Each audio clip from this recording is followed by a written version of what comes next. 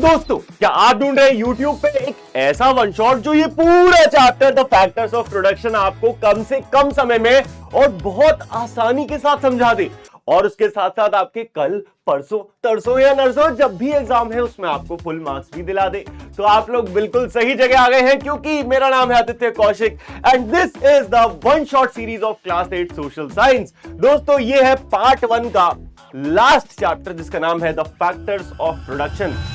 Already हमने पहले के 6 चैप्टर्स कवर कर लिए हैं, अगर नहीं देखे तो जाके देख लेना।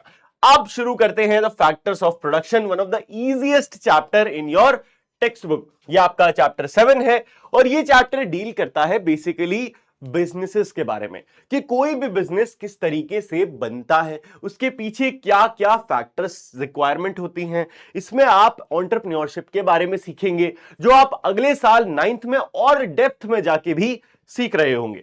तो ये है आपके एनसीईआरटी का पहला पेज, जो हमें बताता है कि एक देश जैसे कि इंडिया क्या है, हमारा जो देश है ये largest contribution to growth and productivity will probably come about from more efficiently using land labour capital. तो कह रहे हैं कि हमारा जो देश भारत है ना, ये अपनी प्रोडक्टिविटी को बहुत ज्यादा तब कर पाएगा जब हम अपने देश की लैंड, यानी कि एज ऑफ नाउ जितना हमें पता है जमीन, लेबर, कैपिटल, इन सारी चीजों को सही तरीके से इस्तेमाल करेंगे। ठीक है, ये किसने कहा है? विवेक देबरॉय साहब ने कहा है। ये इकोनॉमिक एडवाइजरी काउंसिल के चेयरमैन रहे हैं। ठीक है, इतना अपने को समझ में आया। चलो अब शुरुआत करते हैं कुछ सवालों से, है ना। जैसा कि आपको पता है आपकी हर ये जो एनसीईआरटी ना 8th की, ये हर चैप्टर को कुछ सवालों से शुरुआत करती है। तो पहला सवाल है कि ये फैक्टर्स ऑफ प्रोडक्शन क्या है। इनफैक्ट मैं तो आपकी जगह होता तो मेरा सवाल तो एक और होता कि ये प्रोडक्शन आखिर होता ही क्या है, ये क्या चीज है भैया।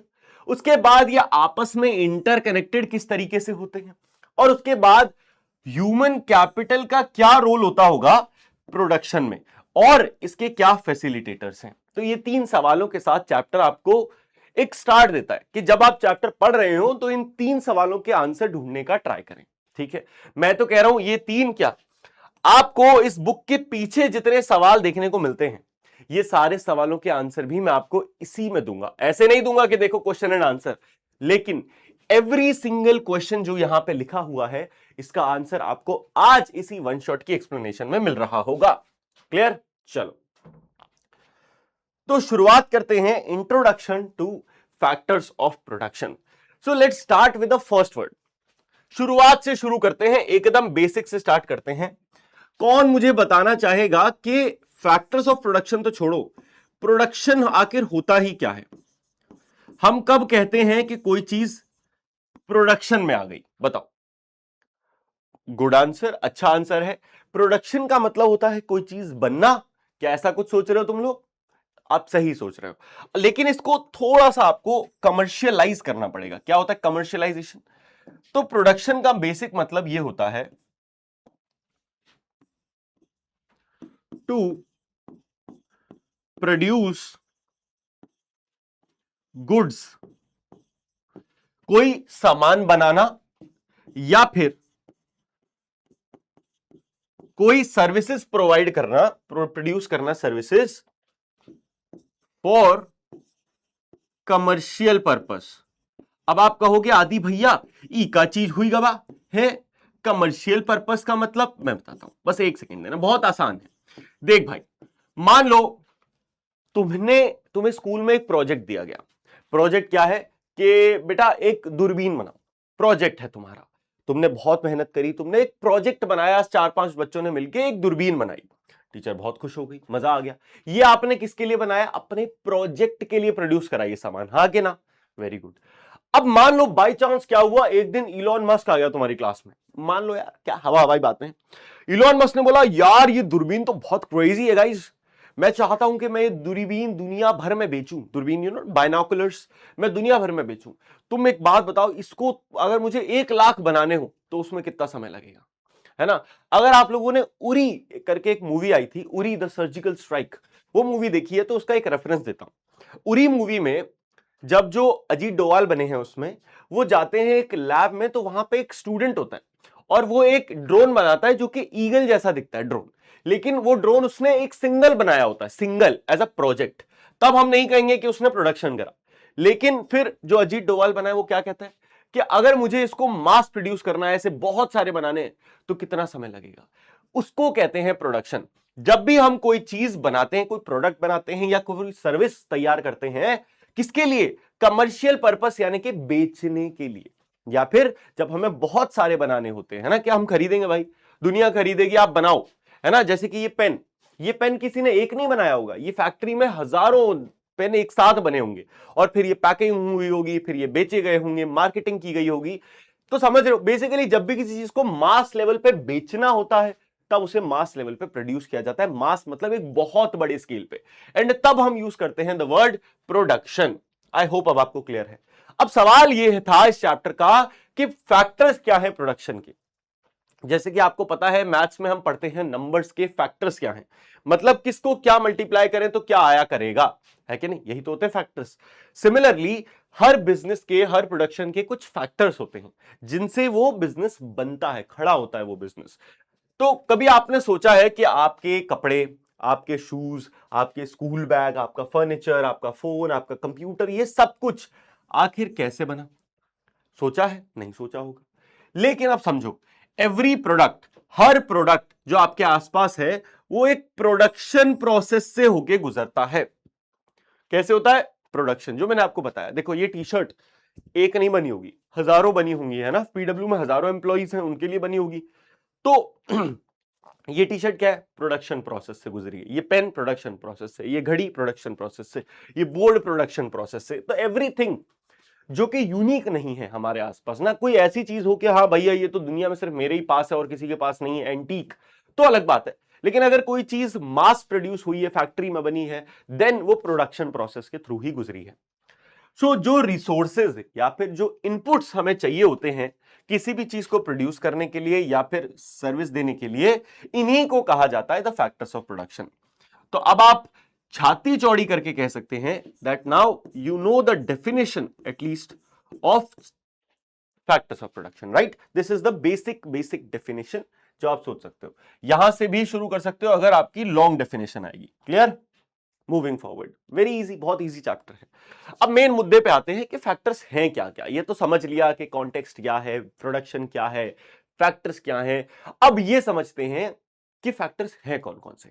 तो इस चैप्टर में आपको 4 फैक्टर्स पढ़ने हैं, एक फैसिलिटेटर पढ़ना है। याद रखना, 4.5 चीजें आपको याद रखनी है, 4 फैक्टर्स, एक फैसिलिटेटर। फैसिलिटेटर आपको याद रखने में कभी प्रॉब्लम आएगी ही नहीं क्योंकि एक है।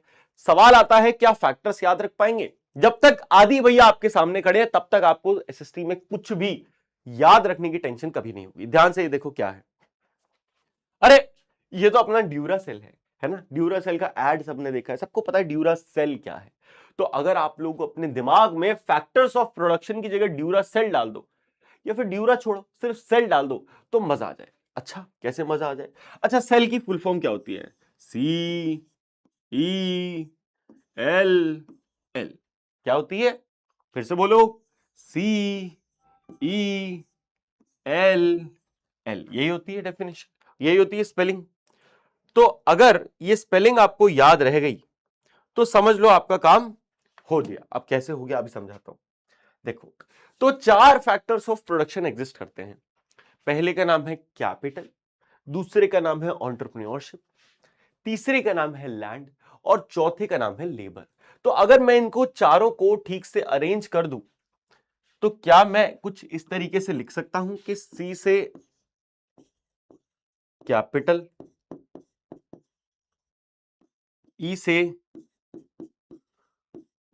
एंटरप्रेन्योरशिप, एल से लैंड, और दूसरे एल से लेबर।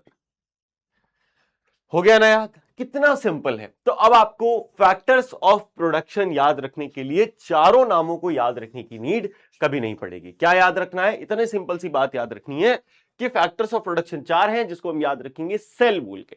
सेल में C stands for capital, E stands for entrepreneurship, L stands for land and L stands for labour. ये चार चीजें किसी भी प्रोडक्शन को खड़ा करने के लिए चाहिए, चाहे आपको टी शर्ट बनानी हो, मोबाइल फोन बनाना हो, आपको कार बनानी हो, आपको कैमरा बनाना हो, आपको फोन बनाना हो, anything that you can think of.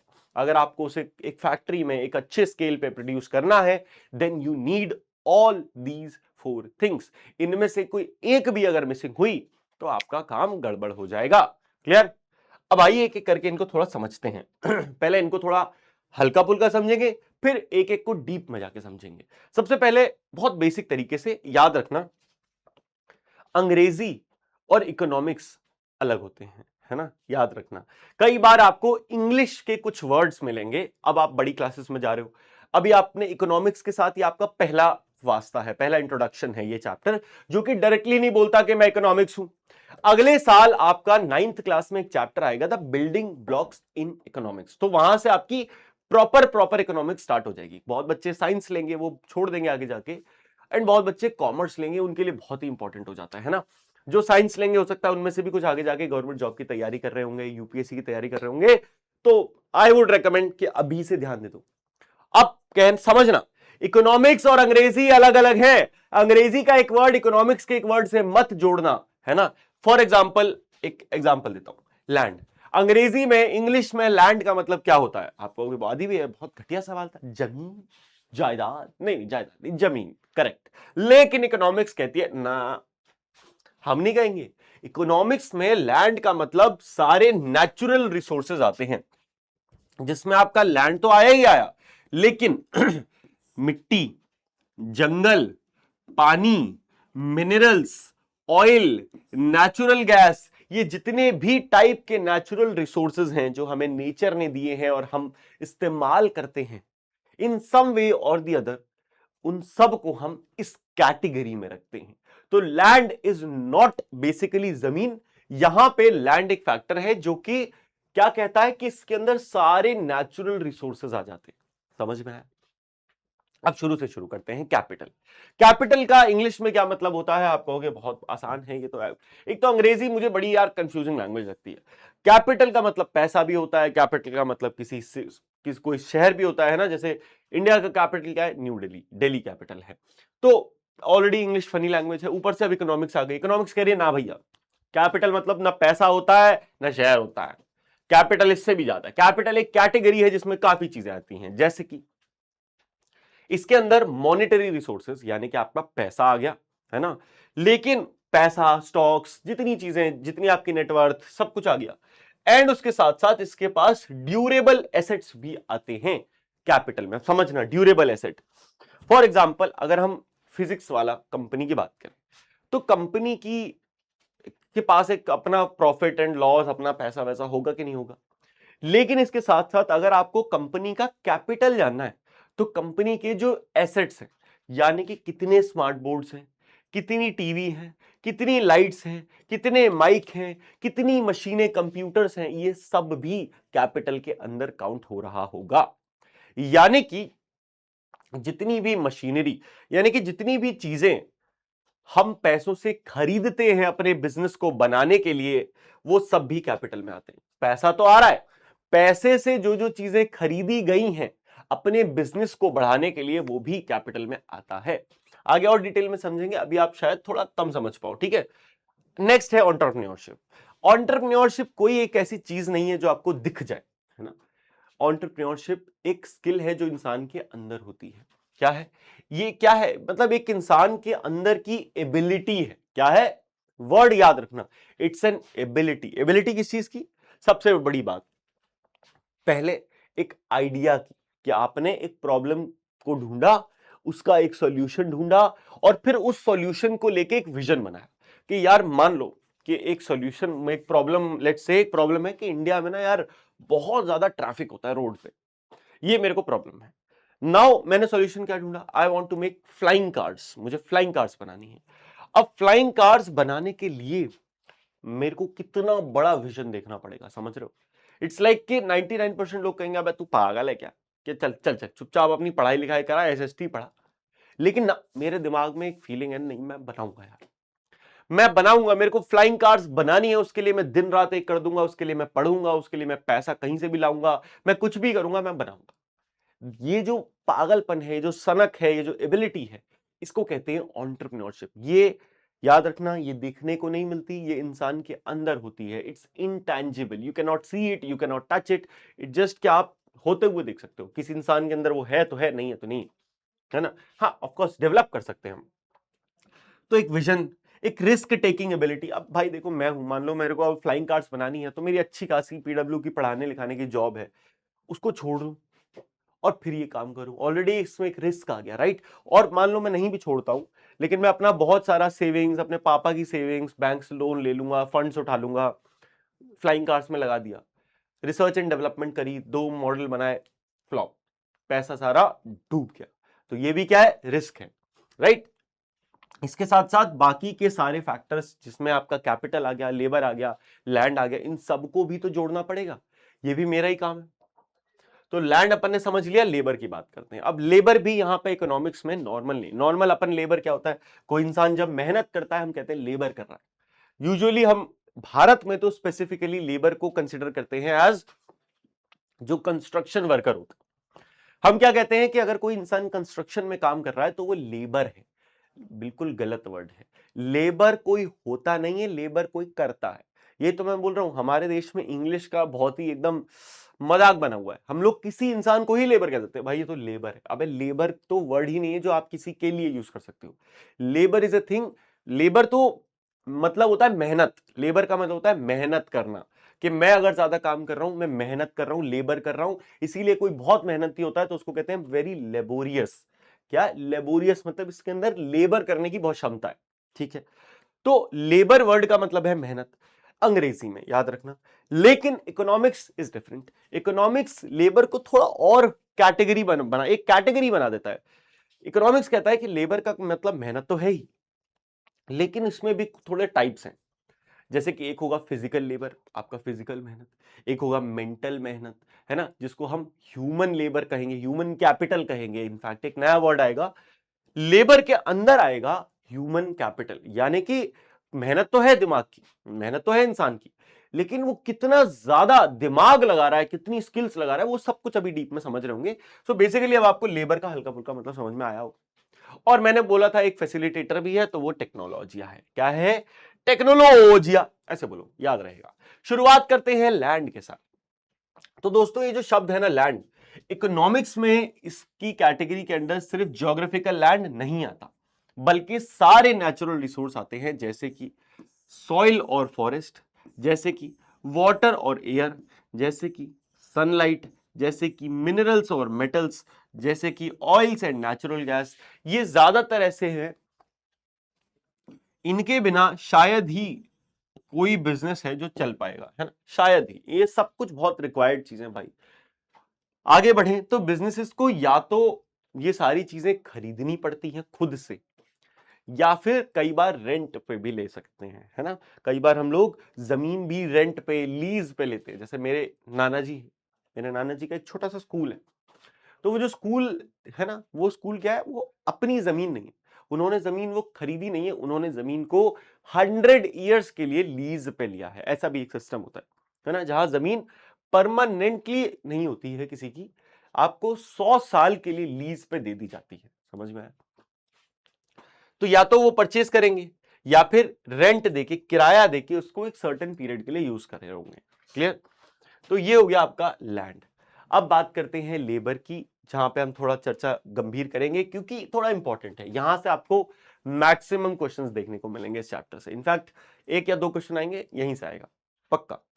आज तो लेबर का मतलब क्या है, लेबर का मतलब है किसी भी बिजनेस में जो ह्यूमन एलिमेंट होता है ना, कोई भी बिजनेस है, वहां पे इंसानों का एक बहुत बड़ा रोल होगा। चाहे आइडिएशन हो, चाहे स्ट्रैटेजी हो, चाहे मेहनत हो, चाहे डब्बा पैकिंग करना हो, चाहे छोटे से छोटे काम से शुरू करो और बड़े से बड़े काम पे चले जाओ, कि एक सीईओ है जो आगे के प्लान्स बना रहा है, एक सीएफओ है जो फाइनेंशियल्स देख रहा है, एक सीएमओ है जो मार्केटिंग देख रहा है। These are the top level people एक कंपनी पे जो काम कर रहे हैं। इन ध्यान से सोच के देखो, कंपनी का सीईओ, मान लो एक कंपनी है जहां पे गाड़ियां बनती हैं, let's suppose Honda, Honda company है, राइट। होंडा में गाड़ियां बनती हैं, होंडा में बाइक भी बनती है, होंडा में तो बहुत कुछ बनता है, लेकिन हम होंडा कार्स की बात कर रहे हैं। आपकी फेवरेट कार कंपनी कौन सी है ये मुझे कमेंट में बताना। सो नाउ अब होंडा कंपनी की जो गाड़ियां हैं उसका कोई तो सीईओ वगैरह रहा होगा या होगा, अभी भी होगा। CEO, CMO, board of directors, ये लोग आपको क्या लगता है ये लोग कितनी गाड़ी खुद बनाते होंगे? क्या बात कर रहे हो आदि भैया, खुद गाड़ी बनाएंगे? नहीं नहीं नहीं, खुद कौन बनाएगा? नहीं, हाँ समझ गया, खुद गाड़ी ये लोग नहीं बना रहे हैं। सही बात है। तो अगर ये लोग खुद गाड़ी नहीं बना रहे तो ये लोग कर क्या रहे हैं? आदि भैया ये लोग प्लानिंग कर रहे हैं। अच्छा, ये लोग प्लानिंग कर रहे हैं। प्लानिंग में मेहनत तो कुछ हो ही नहीं रही, वो तो खाली एसी में बैठ गए मस्ती से प्लान्स बना रहे हैं। क्या हम ऐसे सोच सकते हैं? नहीं सोच सकते, बिकॉज यहां पे वो अपने दिमाग को यूटिलाइज कर रहे हैं, अपनी एजुकेशन को, अपनी नॉलेज को, अपनी स्किल को यूटिलाइज कर रहे हैं, तब वो इस बिजनेस को आगे बढ़ा रहे हैं। वहीं पे हो सकता है कंपनी में कोई मैकेनिक हो जो फैक्ट्री में काम करता है गाड़ी बनाने की, और उसका काम है नट कसना, पेच कसना, या कुछ भी छोटा मोटा काम है। वो क्या कर रहा है? वो दिमाग नहीं लगा रहा है, लेकिन वो अपनी फिजिकल एफर्ट देके काम कर रहा है। ठीक है, तो सबसे पहले तो लेबर में आपका फिजिकल और मेंटल एफर्ट आता है। लेबर के अंदर चाहे इंसान फिजिकल मेहनत कर रहा हो जैसे ये है ना फैक्ट्री में, या फिर कोई मेंटल मेहनत कर रहा हो जैसे ये प्लान्स बना रहे हैं, वो कंप्यूटर पे कुछ बना रहा है, ये सीईओ ऑर्डर दे रही है। तो इस तरीके की चीजें दोनों ही आती हैं। ठीक है, ये दोनों ही इस्तेमाल होती हैं किसी भी चीज को बनाने के लिए। अब इसमें भी बड़े डाइवर्स हैं, है ना। अब मानो एक कारपेंटर है, एक किसान है, एक टीचर है, एक डॉक्टर है, एक इंजीनियर है, ये सब एक बिजनेस में बहुत अलग अलग तरीके से कंट्रीब्यूट कर रहे होते हैं, और सबका अपना अपना स्पेशलाइजेशन है। मैं टीचर हूं, मुझे उठाओ किसान की जगह डाल दो कि भाई अब जाओ तुम खेती करो, किसानी करो, मैं कर पाऊंगा? नहीं कर पाऊंगा, क्योंकि मेरे अंदर वो स्किल नहीं है, वो प्रैक्टिस मैंने नहीं करा है, मुझे नहीं आता। मैं क्या कर सकता हूं? टीचिंग। मुझे कहीं पे भी किसी भी मोमेंट पे कहीं भी खड़ा कर दो और बोलो कि ये पढ़ाना है, मैं पढ़ा दूंगा, बिकॉज ये मेरी नॉलेज है, ये मेरी स्किल है, ये मेरी प्रैक्टिस है ना। यही होता है। तो हर इंसान अपने अपने तरीके से कंट्रीब्यूट कर रहा होता है हर बिजनेस में। आगे बात करते हैं एक बड़े इंपॉर्टेंट टर्म की, जिससे पेपर में एग्जाम में क्वेश्चन आने के चांसेस बहुत ज्यादा है, इसीलिए मैंने 2 स्टार लगा दिए। वो है स्किल। क्या होता है? तो स्किल क्या है? एक एबिलिटी है किसी भी काम को करने की, जो प्रैक्टिस के साथ जब आपकी बहुत अच्छी हो जाती है। फॉर एग्जाम्पल विराट कोहली, सबका फेवरेट क्रिकेटर है। विराट कोहली की स्किल क्या है? बच्चा बच्चा बता देगा विराट कोहली की स्किल क्या है, कि वो बहुत अच्छा क्रिकेट खेलता है। कैसे हुआ? क्योंकि उसने बहुत प्रैक्टिस करी, 13-14 साल की उम्र से प्रैक्टिस करनी स्टार्ट कर दी थी। मेरी स्किल क्या है? टीचिंग, क्योंकि मैं पढ़ाता हूं। कैसे हो गई? क्योंकि मैं पिछले कई सालों से लगातार एवरी सिंगल डे पढ़ा रहा हूं, ये मेरी लाइफ का पार्ट बन चुका है। मैंने इतनी प्रैक्टिस करी है कि नाउ पढ़ाना has become very easy for me. अब मेरे को ऐसा नहीं लगता अरे बहुत मुश्किल काम है यार, अरे आज का जो पढ़ाऊंगा, अरे पैर काम कर, अरे अरे, ऐसा नहीं होता है। लेकिन अगर मैं आपको अभी कैमरे के सामने खड़ा कर दूं तो शायद आप थोड़ा घबरा जाओ, बिकॉज वो आपकी स्किल नहीं। आपकी स्किल क्या है? पढ़ना है, या किसी की खेलना है, किसी का म्यूजिक बजाना है। Everyone has a different set of skills. ठीक है, चलो मूविंग फॉरवर्ड, एक सवाल आता है, what is human capital versus labour. याद रखना, लेबर जो है ना, इसी का एक पार्ट है ह्यूमन कैपिटल। वर्सेस में लिख दिया इसलिए ये मत सोचना कि ये कैपिटल के कहीं पे घुस गया ना। Capital is completely different, human capital is just a part of labour, है ना। इसके लिए मैं आपको ये भी समझाता हूं। देखो लेबर पहले लेबर का मतलब समझो। नीचे आओ, नीचे देखो। लेबर का सिर्फ सिंपल सा मतलब ये होता है फिजिकल और मेंटल मेहनत करना जो प्रोडक्शन में काम आए। इतना सा सिंपल सा मतलब है लेबर का। लेकिन ह्यूमन कैपिटल का अर्थ क्या है? ह्यूमन कैपिटल का मतलब क्या है कि किसी स्पेशलाइज्ड स्किल्स, नॉलेज, एबिलिटीज या एक्सपर्टीज का इस्तेमाल करना किसी स्पेसिफिक टास्क को पूरा करने के लिए। अगर एक घर बनाना है और एक घर का एक नक्शा बनता है ना, जिसको एक आर्किटेक्ट डिजाइन करता है, अगर आप ये काम किसी भी चलते फिरते आदमी को दे दो तो क्या होगा? आपका घर कबाड़ हो जाएगा, बिकॉज वो काम जिसको नहीं आता है वो कैसे कर लेगा? अगर मेरा कंप्यूटर खराब हो जाए, है ना, अभी कोई लाइव स्ट्रीम में इशू आ जाए रिकॉर्डिंग में, तो क्या मैं खुद खुरापाच कर सकता हूं? थोड़ा बहुत बेसिक पढ़ पढ़ के कर सकता हूं, लेकिन अगर कुछ ज्यादा प्रॉब्लम आएगी तो क्या मैं सॉल्व कर पाऊंगा? नहीं कर पाऊंगा, राइट। आई नीड समवन जो इसमें एक्सपर्ट हो, है ना, तभी तो हम कहते हैं एक्सपर्ट। सो जब एक इंसान अपनी नॉलेज, ध्यान से याद रखना, अपने कीवर्ड याद रखो, अपनी नॉलेज, अपनी स्किल या अपनी एक्सपर्टीज या अपने एक्सपीरियंस को इस्तेमाल करता है कोई स्पेसिफिक टास्क को फुलफिल करने के लिए इन अ प्रोडक्शन, तब हम उसे कहते हैं ह्यूमन कैपिटल। यानी कि इंसान की जो नॉलेज है वो भी हमारे लिए एक एसेट है। एसेट समझते हो? एसेट मतलब हमारे लिए जैसे जैसे पैसा, एक बिजनेस में पैसा क्या है? एक एसेट है कि यार जितना पैसा होगा उतना अच्छा लगेगा। सिमिलरली अगर हमारे पास एक्सपर्ट्स हैं, मान लो मैंने कंपनी खोली है ना, फिजिक्स वाला कंपनी है, फिजिक्स वाला कंपनी के लिए पैसा, मशीनें, टीवी, कैमरा, ये सब तो एसेट्स हैं उनके। लेकिन टॉप क्लास टीचर्स, जैसे मैं हो गया है ना, खुद की तारीफ कर लो, जैसे ऋतिक सर हो गए, या फिर आपके डुग्गू भैया हो गए, आपके जो भी फेवरेट फैकल्टी है ना, आप बड़ी बड़ी क्लासेस में जो फैकल्टीज पढ़ाते हैं, एवरी सिंगल टीचर जो कि फिजिक्स वाला कंपनी ने ढूंढा है, जो अपनी स्किल को यूटिलाइज करके बच्चों को पढ़ा पाता है, वो भी क्या है? एक ह्यूमन कैपिटल है कंपनी के लिए। समझ में आ रहा है? चलो, अब ह्यूमन कैपिटल के कुछ फैसिलिटेटर्स होते हैं, यानी कि अब हम थोड़ा और डीप डाइव कर गए हैं ह्यूमन कैपिटल में ही, इसी टर्म में कि ये है क्या। बड़ी सिंपल सी चीज है, अच्छी एजुकेशन, अच्छी ट्रेनिंग अगर मिलेगी तो ह्यूमन कैपिटल बढ़ेगा। बस इतनी सी बात समझ लो कि अगर कोई बच्चा है, उसको आप ऐसे ही पढ़ाओ लिखाओ मत, तो क्या बहुत एक्सपर्ट हो जाएगा? नहीं हो पाएगा। उसको अच्छे से पढ़ाओ, अच्छे से लिखाओ, अच्छी हेल्थ केयर, अच्छा कहते हैं हेल्थ इज वेल्थ। अगर इंसान की अच्छी हेल्थ ही नहीं होगी तो वो क्या काम करेगा? बेकार काम करेगा। हेल्थ अच्छी होना, मेंटली भी, ऐसा नहीं है कि बस फिजिकल हेल्थ, मेंटल हेल्थ। इसीलिए इसके साथ साथ तीसरा है सोशल एंड कल्चरल इन्फ्लुएंस, कि कई बार आप जैसे माहौल में होते हो वैसे ढल जाते हो, है ना। कुछ देश है इसके लिए फेमस है, चाइना, जापान, जर्मनी, जहां पे work ethic is very normal. India में क्या है? इंडिया में अगर आपने किसी से बोला भाई 3 बजे आना है, वो 3:15 3:30 तक आएगा, नॉर्मल। हम लोग क्या होता है, नॉर्मल है कि यार आधा घंटा लेट हो जा, ट्रैफिक हो सकता है, कुछ भी हो सकता है, कंसिडरेबल है। In Germany this is inconsiderable. अगर आपने 3 बजे एक मीटिंग रखी है, 3 बजे किसी को मिलने बुलाया है, और अगर कोई 5 मिनट भी लेट हो जाता है तो वहां पे it's very very disrespectful. It's like कि आपने किसी को फोन करके बोल दिया मैं नहीं आऊंगा, चल निकल यहां से। इतना ज्यादा, मतलब वो लोग बहुत ऑफेंड हो जाते हैं। वहां पे क्या है कि भाई आप चाहे 1 घंटे पहले निकलो, 2 घंटे पहले निकलो, डज नॉट मैटर। 3 बजे बोला है, 3 बजे से पहले पहुंच जाना। और वो लोगों के अंदर बस गई है ये चीज, है ना। चाइना का वर्क कल्चर क्या है? 10-10 12-12 घंटे पूरी फोकस के साथ काम करना, वो कल्चर है वहां का। अगर आपको भी ऐसे कल्चर में डाला जाए, आप बदतमीजी, आराम, लेजीनेस सब भूल जाओगे, क्योंकि यार सभी ऐसे काम कर रहे हैं, मैं भी करूंगा। देखा ना, कभी कभी अच्छा ग्रुप होता है तो आप भी मेहनत ज्यादा करने लगते हो। अगर आप मस्त लौंडों में घूम रहे हो, जो पढ़ाई लिखाई करते नहीं है, आप भी वैसे ही हो जाते हो, अबे ठीक है, चिल है यार, ये भी तो नहीं कर रहा है यार, अरे यार रमेश अपना ये भी नहीं पढ़ रहा, अरे ये भी नहीं पढ़ रहा Raju.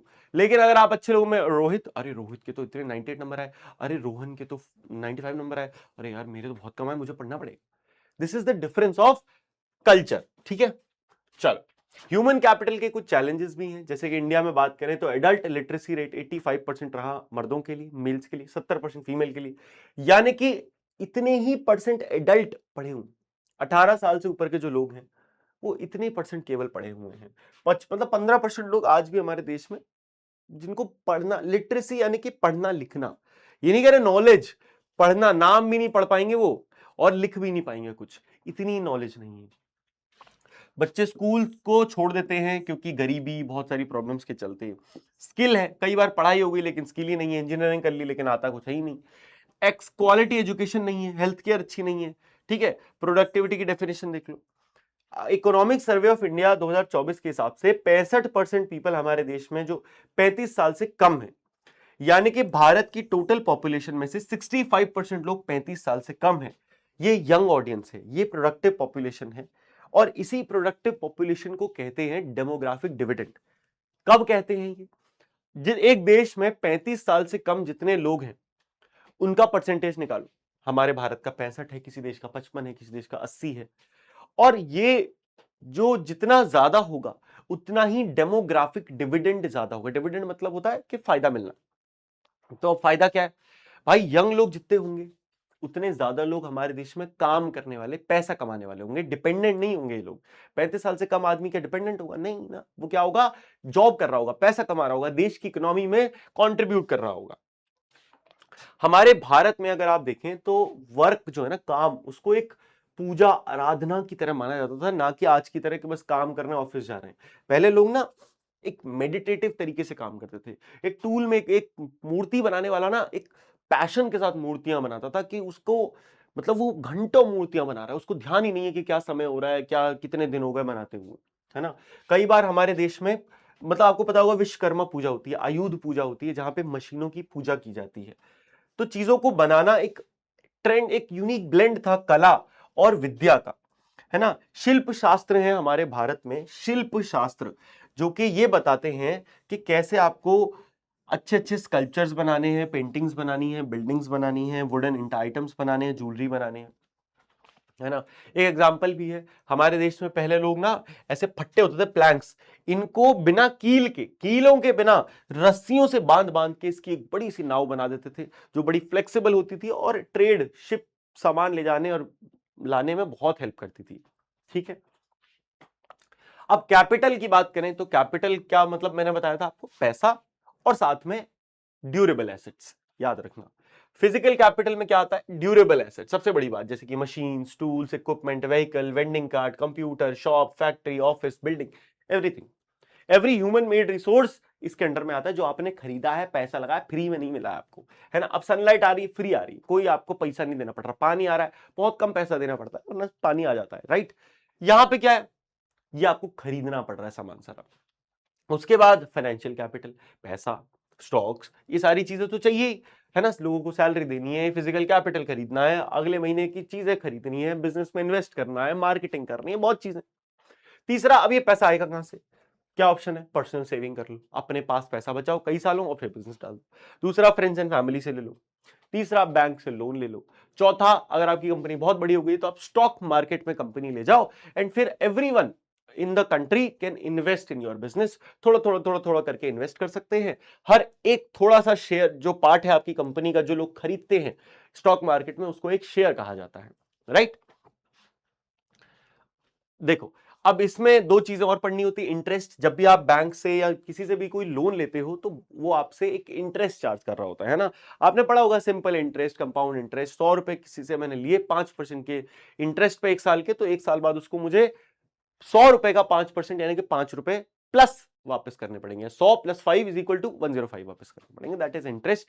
Dividend is different. Dividend क्या होता है, मान लो एक कंपनी है जो स्टॉक मार्केट में है, ठीक है। अब मान लो फिजिक्स वाला कंपनी, फिजिक्स वाला में बहुत सारे लोग इन्वेस्टर हैं, बहुत लंबे समय से, 4 साल हो गए, 5 साल हो गए, कंपनी कई बार बुरा समय आया, कई बार अच्छा समय आया, वो लोगों ने अपना पैसा जो है कंपनी में इन्वेस्ट करा है, उसको निकाला नहीं, उन्हें भरोसा है कंपनी बहुत बड़ी होगी एक दिन। तो ऐसे जो लोग हमारे लॉयल इन्वेस्टर्स होते हैं, कंपनी उनको अपने प्रॉफिट का एक छोटा सा हिस्सा शेयर देती है, ऐसे गिफ्ट, जिसको हम डिविडेंड कहते हैं। एक छोटा सा अमाउंट ऑफ मनी होता है जो रेगुलरली कंपनी के शेयर होल्डर्स को मिलता है उसके प्रॉफिट्स में से, लॉयल शेयर होल्डर्स को, याद रख। लास्ट में हम बात करते हैं दोस्तों एंटरप्रेन्योरशिप की। एंटरप्रेन्योरशिप का मतलब होता है अपना बिजनेस स्टार्ट करना, कुछ समथिंग नया बनाना और कोई प्रॉब्लम को सॉल्व करना। एंटरप्रेन्योर एक ऐसा इंसान होता है जो कि एक आइडिया के साथ आता है, रिस्क लेता है, गैदर करता है बाकी सारे फैक्टर्स को, बहुत मेहनत करता है और स्टार्टअप को एक सक्सेसफुल बनाता है।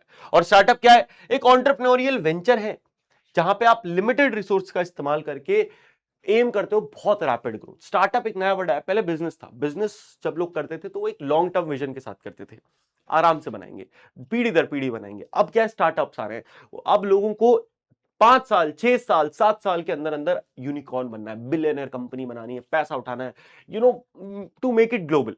अब एक नया कल्चर आ गया जिसको हम स्टार्टअप्स कहते हैं।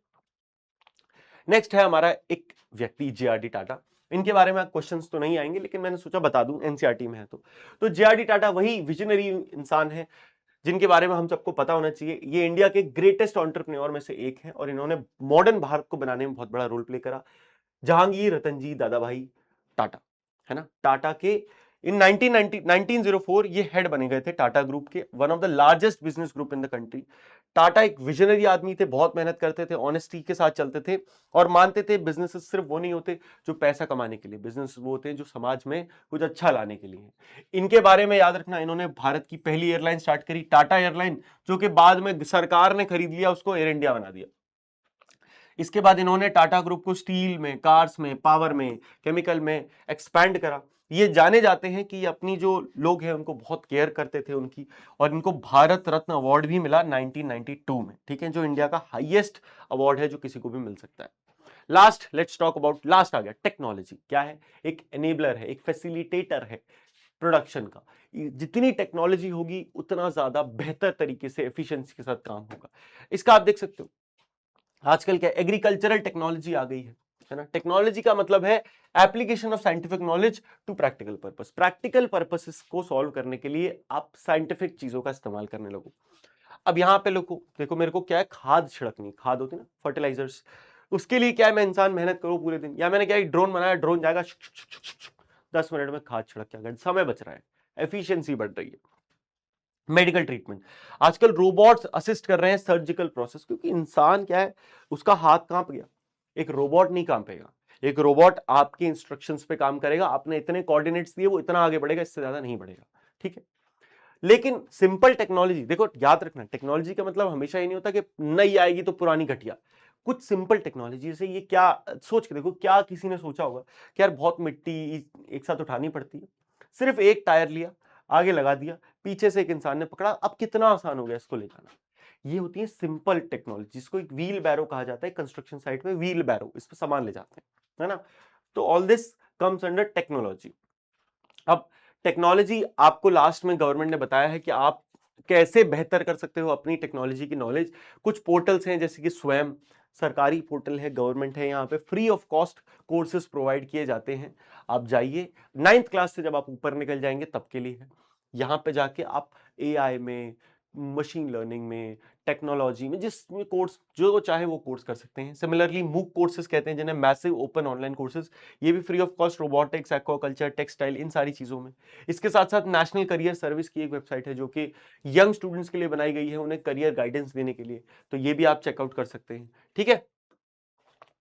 लास्ट में एक सवाल है जो आपके एनसीईआरटी का क्वेश्चन है, मैंने सोचा दे ही दें। ये सारे फैक्टर्स आपस में कनेक्टेड कैसे हैं, देखो समझो, ये सारे फैक्टर्स एक दूसरे के कॉम्प्लीमेंट्री हैं, यानी कि लैंड, लेबर, कैपिटल, एंटरप्रेन्योरशिप और टेक्नोलॉजी, ये सारे जब कंबाइंड होते हैं ना, तभी कोई चीज बनती है। इनमें से एक भी मिसिंग हुआ तो गड़बड़। और खास बात यह है कि ये सब वेरिंग प्रोडक्ट प्रपोर्शन में कनेक्टेड है। वेरिंग मतलब हर बिजनेस में अलग अलग फैक्टर की जरूरत अलग होगी। जैसे कि कुछ बिजनेस होंगे जहां पे लेबर की जरूरत ज्यादा होगी, कुछ बिजनेस होंगे जहां कैपिटल की जरूरत ज्यादा होगी, तो इनका वेरिएशन हो सकता है कि हो सकता है किसी बिजनेस में मुझे लेबर ज्यादा चाहिए, हो सकता है किसी बिजनेस में मुझे एंटरप्रेन्योरशिप बहुत ही ज्यादा चाहिए। आप सोचो, जैसे इलॉन मस्क है, उसने स्पेस एक्स बनाया। अब space x banana is like कि कोई सोचेगा ही नहीं ना। गाड़ी बनाना कोई सोच सकता है, घड़ी बनाना कोई सोच सकता है, स्पेस के मैं रॉकेट बना दूंगा, ये सिर्फ सरकार सोचती थी, इंसान नहीं सोच, मतलब नॉर्मल आम आदमी प्राइवेट थोड़ी बना देगा। उसने सोचा, इसके लिए उसको चाहिए था एक्सट्रीम लेवल का एंटरप्रेन्योरशिप, उसके अंदर था, उसने बना दिया। इसके अलावा जियोग्राफिक इंटरकनेक्टेड है। प्रोडक्शन में इनपुट जो है वो अलग अलग लोकेशन पे अवेलेबल होते हैं, जिससे क्या होता है, एक सप्लाई चेन बनती है। एक बिजनेस के लिए जो भी चाहिए वो सामान जब आप अपने तक मंगाते हो, तो क्या है, सप्लाई आ रही है आपके पास। क्यों आ रही है? क्योंकि आपके पास डिमांड है, you have demand and someone is supplying, जो कि रिक्वायर्ड चीज है। तो इस सप्लाई के प्रोसेस को, ये जिस तरीके से आता है, कभी कभी फ्लाइट से आता है, कभी कभी शिप से आता है, फिर ट्रक से आता है, फिर आपकी फैक्ट्री तक पहुंचता है, इसको कहते हैं सप्लाई चेन, ठीक है। सप्लाई चेन, इसका एक एग्जांपल ले सकते हो इंडिया का। इंडिया क्या है, वर्ल्ड का second largest mobile phone manufacturer है चाइना के बाद। इसमें ह्यूमन एफर्ट बहुत इन्वॉल्व होता है एट एवरी स्टेज, चाहे डिजाइन की बात करें, सुपरविजन की बात करें, प्रोडक्ट को इंप्रूव करने के, प्रोसेस को इंप्रूव करने के, इन सारी चीजों को जब आप साथ में लगाओगे तब ये पजल पीस की तरह फिट होते हैं, तब कोई बिजनेस बनता है। ये एग्जांपल आप अपने इंटरकनेक्टेड वाले क्वेश्चन में दे सकते हो आंसर, ठीक है। लास्ट आ गए हैं कि भाई याद रखना, हर चैप्टर का एंड हमेशा इस पे होता है कि जब भी आप नेचर का इस्तेमाल कर रहे हैं, नेचर की चीजों का हमेशा याद रखें कि उसको रिस्पॉन्सिबली करें, सस्टेनेबली करें। याद रखें कि आप ही जनरेशन नहीं हो, आखिरी आपके बाद भी है, तो पानी बचा लो, सनलाइट, सनलाइट तो खैर खत्म ही नहीं हो रही, कोल, पेट्रोल, ये सारी चीजें भाई थोड़ा देख के यूटिलाइज करो, है ना। जब भी हम कोई चीज बनाए, हम नेचुरल रिसोर्स का इस्तेमाल करें, लैंड, वाटर, मिनरल्स। अब ये जो रिसोर्सेज हैं ये दुनिया में लिमिटेड हैं, तो हम ऐसा ना हो कि हम इनको बहुत हार्म करें, केयरफुल यूटिलाइजेशन करें। जैसे कि तमिलनाडु में लेदर फैक्ट्रीज हैं जो लोकल इकोनॉमी की तो बहुत हेल्प करते हैं। लेदर क्या होता है, एनिमल की स्किन की खाल को यूज करके बनते हैं प्रोडक्ट्स, बट उनका जो वेस्ट है ना, वो आसपास की नदियों को बहुत पॉल्यूट करता है ना। इम्प्रॉपर रिसाइकलिंग हो रही है अगर स्मार्टफोन्स की, तो क्या होगा, उसमें लेड और मरकरी होती है जो कि टॉक्सिक होती है एनवायरनमेंट के लिए। तो इन चीजों का ध्यान रखना है। एक लास्ट वेरी इंपॉर्टेंट क्वेश्चन आता है कि देखो, अब ये जिम्मेदारी सिर्फ हमारी तो है ही नहीं, ये तो कंपनीज की है जो फैक्ट्री चला रहे हैं। इसके लिए एक चीज होती है जिसे कहते हैं कॉर्पोरेट सोशल रिस्पॉन्सिबिलिटी, यानी कि कॉर्पोरेट कंपनियों की भी कोई सोशल जिम्मेदारी है कि ये भी कुछ समाज की भलाई करें। तो इंडिया, याद रखना, पूरी दुनिया में, पूरे विश्व में पहला ऐसा देश है जो कि सीएसआर, कॉर्पोरेट सोशल रिस्पॉन्सिबिलिटी का लॉ ले आया 2014 में। मतलब बाकी देश एक्सपेक्ट करते हैं कि खुद से करो, आप भी समाज की भलाई करो। हमारे देश ने कहा लॉ बनाओ, सिंपल है, अपने प्रॉफिट का एटलीस्ट 2%, क्या लिखा है, अपने प्रॉफिट का एटलीस्ट 2% आपको हर साल स्पेंड करना पड़ेगा समाज की भलाइयों में, जिसमें आप क्या कर सकते हो, बहुत सारी चीजें, वाटर कंजर्वेशन, चीजें रिसाइकलिंग, क्लीन एनर्जी, गरीब बच्चों को पढ़ाना, एनीथिंग जो समाज की भलाई हो। और हर साल गवर्नमेंट के पास इसका डेटा जाता है कि एज अ सीएसआर एक्टिविटीज में आपने क्या क्या करा। ठीक है, तो ये आपको याद रखना है, वेरी वेरी इंपॉर्टेंट। लास्ट में इसमें आप याद रखना, कोई भी कंपनी हो, कोई भी फैक्ट्री हो, वहां पे कुछ रिस्पॉन्सिबिलिटीज होती हैं टुवर्ड्स योर वर्कर्स, जो लोग वहां काम कर रहे हैं, जैसे कि उन्हें फेयर कॉम्पनसेशन देना, सही अमाउंट देना। कई बार क्या होता है, उनको आप क्या कर रहे हो, उनको सैलरी कम दे रहे हो, उनसे काम 12-12 घंटे करा रहे हो, ऐसा नहीं होना चाहिए। स्किल डेवलपमेंट, ऐसा नहीं है कि कोई आपके यहाँ आ गया, अब आप सोच रहे हो कि ये खुद ही सीखे, नहीं नहीं, मैं यहाँ हूँ। जैसे मेरी कंपनी में क्या होता है, हमारा स्किल डेवलपमेंट प्रोग्राम्स होते हैं, कभी हमें कहीं भेजा जाता है, कभी हमारी कोई ट्रेनिंग होती है, तो ये सारी ट्रेनिंग से क्या है, इंसान का जो चीजें उसको आती हैं वो बेटर होती हैं। उसके बाद work place rights, very important. हर कंपनी में एक एचआर डिपार्टमेंट होता है जो कि इस पे काम करता है कि आजकल बहुत सारी प्रॉब्लम्स हैं, सेक्सुअल हरासमेंट इन ऑफिस, तो उसके लिए एक एक्ट होता है, पॉश पॉलिसी, है ना, प्रिवेंशन ऑफ सेक्सुअल ऑफेंस, के कोई किसी के ऊपर इस तरीके की चीजें करेगा, तुरंत कंपनी से बाहर, 1 मिनट के अंदर, नो, कोई डिस्कशन ही नहीं होगा। इसके अलावा कोई आप पे प्रेशर कर रहा है, कोई आपको ब्लैकमेल कर रहा है, कोई आपको पैसे दे रहा है अपने प्रमोशन के लिए, all these things are prohibited in any office. इसी के लिए वर्क प्लेस राइट्स बने होते हैं, जैसे देश में लॉज होते हैं, ऐसे हर ऑफिस के भी कुछ लॉज होते हैं। ठीक है, इसके साथ साथ ये कुछ की टेकअवेज हैं जो आप देख सकते हो, मुझे लगता नहीं है जरूरत है। अब ये सारे क्वेश्चंस जो हैं ये मैंने यहाँ लिख दिए हैं, अगर आप इनको ध्यान से पढ़ के देखो तो इसमें सारे क्वेश्चन आप आंसर कर पाओगे बहुत इजीली। तो मैं उम्मीद करता हूं आपको मजा आया होगा। अब आपसे दोस्तों मुलाकात होगी पार्ट 2 में। आपने जिस भी रीजन की वजह से मेरा साथ चुना, मेरे को ये वीडियो आपने देखी, मैं आपसे रिक्वेस्ट करूंगा कि मेरा हाथ पकड़ो, मेरे साथ चलो इस सफर में। क्लास 8 सोशल साइंस को मैं पूरी तरह आसान बना दूंगा, ये मेरा प्रॉमिस है। तो मिलते हैं अगली वीडियो में, तब तक के लिए गुड बाय, टेक केयर, मौज मस्ती करते रहिएगा। एंड इस वीडियो पे अच्छे अच्छे प्यारे प्यारे फीडबैक देना मत भूलना। Love you guys, thank you so much.